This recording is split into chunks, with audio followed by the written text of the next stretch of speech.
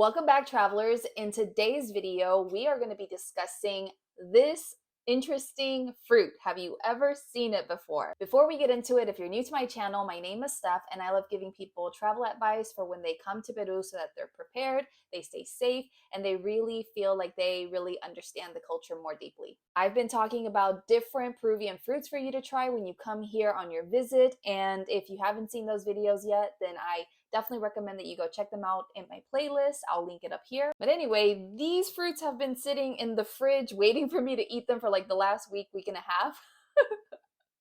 And I'm just now getting around to doing this video for them. I am low-key kind of scared about how they're gonna taste since they've been waiting in the fridge for so long. This fruit, my friends, is called Tomate de Árbol, which literally translates to English as tomato from a tree. I'm not sure if I had seen this fruit before over all of these years, but when I started looking around at the market recently to do these videos, I saw it and I was like, wait, what is that? I've never had that before, so I got to do a video on that. Now, because I had not had this fruit for myself and I didn't know really anything about it, I went and bought one from one stand, another one from another stand, and even today when I was in the market, I asked some people about it because I went to the vegetable section, right?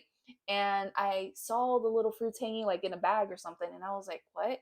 Because I recognized them and I asked them about it just to gather like information so that I know what to share here on this video. Interestingly enough, right, this fruit I have found in fruit stands and, like I said just a moment ago, at the vegetable stand. According to the lady from the vegetable stand, she said that tomate de árbol is really popular. It's a common thing to eat in the north of Peru. Tomate de árbol originally came from the Peruvian Andes, but now it's cultivated in tropical countries within Latin America. You will find this in countries that have subtropical climates. So within Latin America, you will have them in Brazil and Colombia. But supposedly you can find this as well in California in the US, in India, in New Zealand, Kenya, and South Africa. If there's anyone from these other countries that can verify this information, let me know. While I was preparing for this video and I did my little research, I found this really cool Word document online all on this plant, and it even has like official studies and citations and things like that. According to this document and other web pages that I found on the internet, this fruit goes by a number of different names. It might also be called tomate cimarrón, tomate berenjena, tomate extranjero. And it's so interesting because when I was at the vegetable stand today and I was asking about this, the man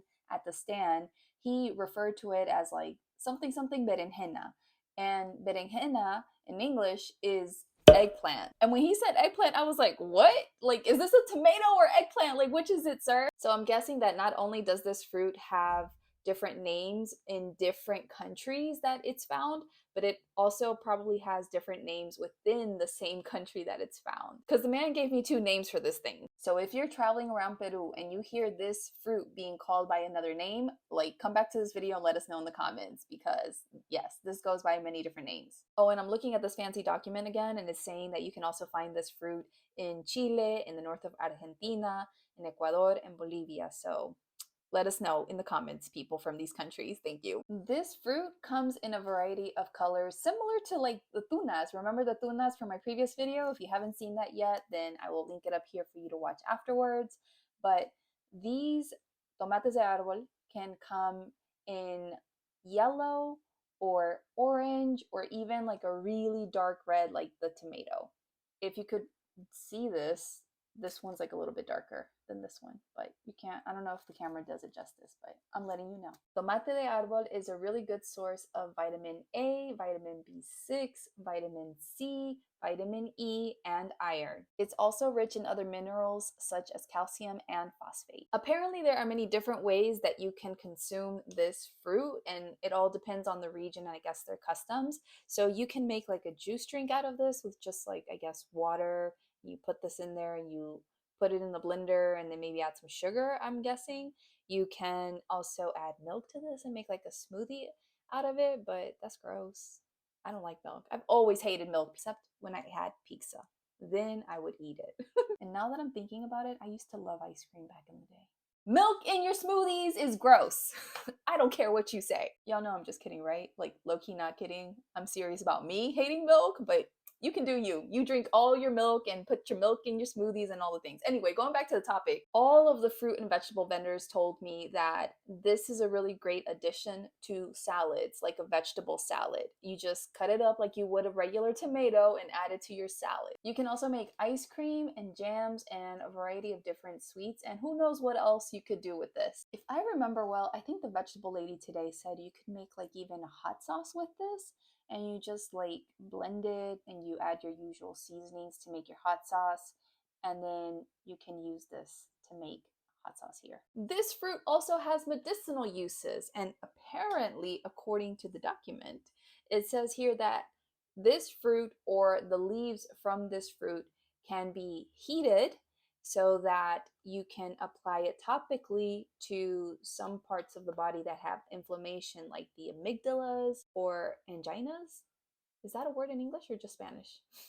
I'm just inventing Spanglish words out here, people. I Googled it and I didn't invent no words. I knew I had heard that word in English before. Anyway, angina is a medical term that refers to a specific type of chest pain or discomfort that occurs when the heart muscle doesn't receive enough blood flow. You can also use this if you have the flu, and you should consume this first thing in the morning before having something to eat. And this is because this fruit is said to have a high content or high amount of ascorbic acid, and it's supposed to help with these situations. That's what the document says, people. Okay, I think these are enough facts for you today, so I'm gonna get into the important part, my favorite part of this whole video series on fruit, which is eating the fruit. Except I'm not sure about this. Again, like I said, I'm kind of scared. I'm gonna cut one open in half and just show you, because when I Googled this, I saw all kinds of different pictures, and I think there's like a few different varieties of this fruit. And there's one with like really dark black seeds in the middle, and this one doesn't have the dark brown seeds, thank goodness. But the one with the dark seeds, it was looking crazy, and I was like, I don't know if I'm gonna eat that. I am one of those picky eaters. Listen, when I was little, if I didn't look good to me, it didn't smell good, I don't know, looked funky, like I was not gonna eat it. And still to this day, I just know when I like something and when I don't. And if you know anything about human design, my human design says that I know what's good for me when it comes to food and what isn't. So, the inner wisdom of the body, people. We all have innate wisdom. Okay, well, first of all, I should have smelled this before starting anything. It doesn't It has like a light smell, but I don't know if it's because the one that I opened is now like overpowering, because it didn't smell very strongly at all, to be honest. I don't know how to describe this smell. It has like a fruity smell to it. It kind of reminds me of papaya.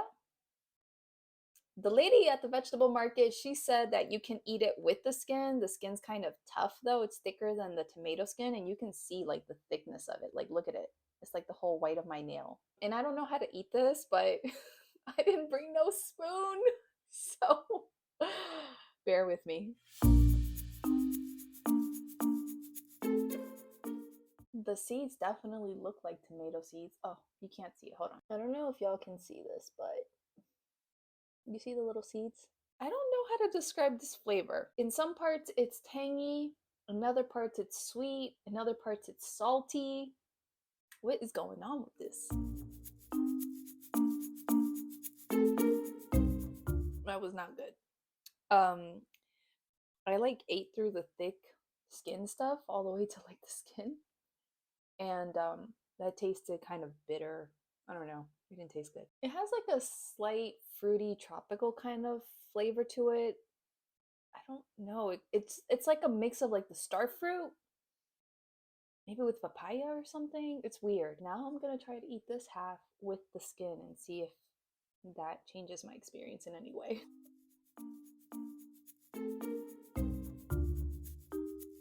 I don't know if you can do this. I mean, the lady said you could, but the skin is so tough. I think everyone should peel the skin for this thing, because no. It's hard. Like you're ripping off paper or something. I don't know how to explain it, but it's nasty. I can eat the pulp of this just fine. It has a weird flavor. It's kind of funky. It's not bad. Like, it's not disgusting to me, and I wouldn't not eat it ever again, but I also wouldn't go out my way to go buy this again. probably. I like sweet things, and this is not my kind of sweet. I don't want to eat anymore. I have done enough. I really don't know what I'm gonna do with the rest of this, but the lady said I could make a drink out of it, and I could even blend it with guavas, which I'm gonna do in my next video, and I'm gonna record that right now, even though it's late as crap today. And the lighting is trash, but whatever. That's the end of this video. Let me know when you have had a chance to try el tomate de árbol. See what your experience is like. Did you like it? We all have different, preferences with flavors, so maybe you will like it. If you enjoyed this video today, please let me know by giving this video a thumbs up and dropping me a comment down below, as that helps me to just, goodness, I had a burp just now. As that lets me know that you enjoy this content, and it allows for me to connect with you. If you want to stay in touch with me on social media, you can follow me on TikTok and Instagram as Evolving with Stef. My social media links will be in the description of this video. And as always, stay curious, keep exploring, and I'll see you in the next one. Ciao.